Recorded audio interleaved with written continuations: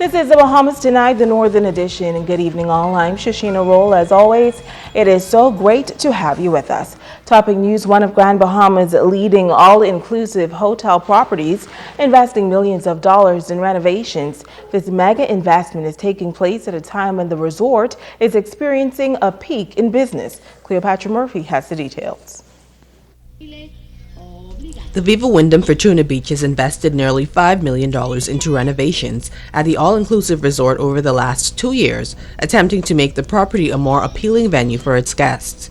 General Manager Claudio Natella explains the scope of work done to all of the common areas and rooms. We create a new area with a private plunge pool for each guest, and of course we improve all the food and beverage services. We create a new restaurant a la carte, Italian restaurant Viva la Pizza, with brick oven pizza, and this is really important, especially for this market, the Italian.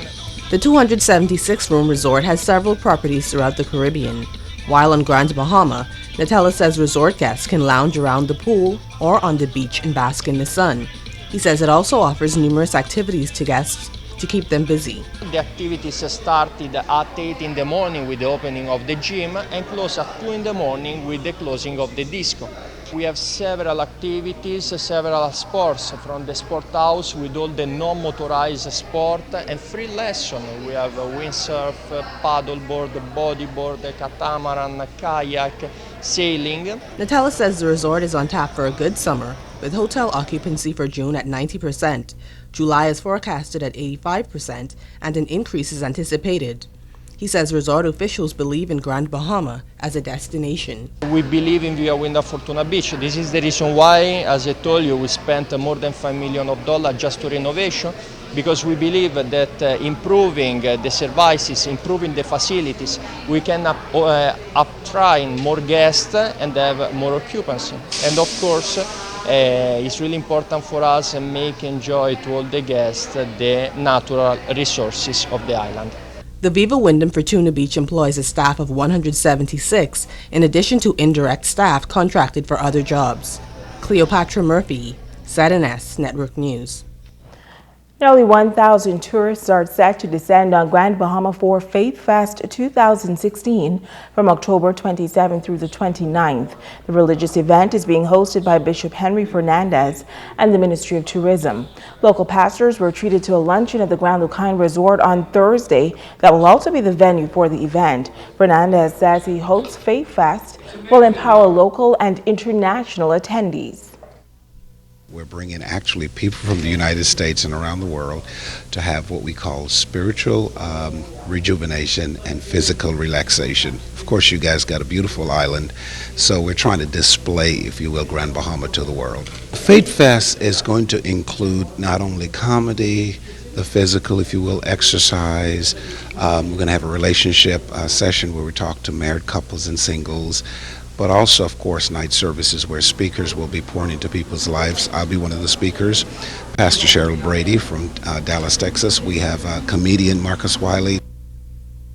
Now, Faithfest will also include a white party. Director for Religious Tourism Dwight M. Brister says the luncheon with pastors will energize them and drive home the importance of the conference coming to Grand Bahama. Bishop Cardinal McIntosh of Grand Bahama Family Worship Center was instrumental in connecting tourism officials and Fernandez for the event. He is hoping it will have a lasting impact. We're trying to open the doors for them as well, to be able to network, to be able to connect with pastors from other destinations, from other countries, at the same time selling the Bahamas. If Bahamian pastors can speak at Faithfest or the Faith Center or any other destination around the United States, they represent the Bahamas and in particular Grand Bahama. This is going to be, I believe, just a shifting of everything that I believe God has planned and purposed for us. In other news, the first Rotary Club on Grand Bahama installing its 54th president today. The newly installed president getting some advice on how to ensure that he remains a successful leader.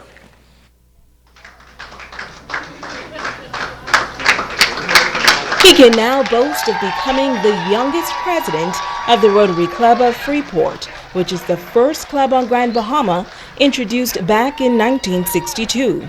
A packed room filled with Rotarians family and friends showed up to support newly installed President Darren Cooper, who says he is excited about the upcoming year. There are four things that's really dear to my heart, such as our water plant, emergency water plant, and our wheelchair foundation, as well as Us Too Cancer organization, as well as the school in Holmes Rock. We're going to visit the grounds, the school, and we're going to look at it to see how best we can assist in whatever area that is needed, and as well as our water plant, which is in really desperate need of some repairs, and so we're going to look at that, as well as replenishing our wheelchair foundation bank. Cooper has a strong executive team to help him fulfill his mandate as president.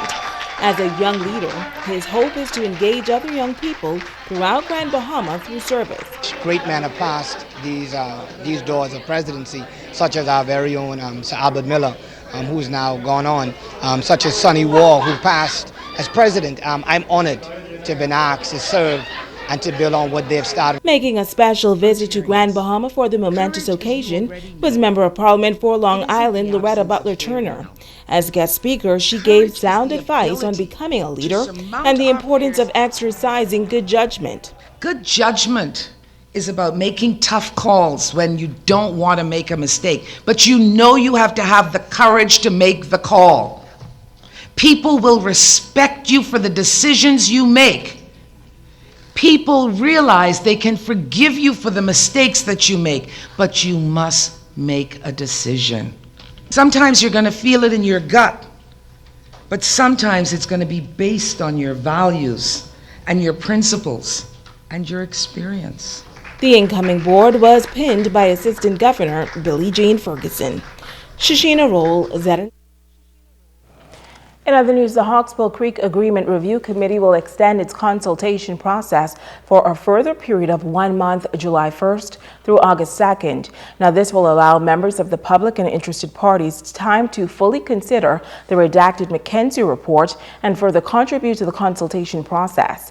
Persons interested in making a written presentation are invited to do so, and those who would like to appear before the committee can schedule an appointment by contacting 352-8525 or 352-8578 or emailing secretariat@hcareview.org.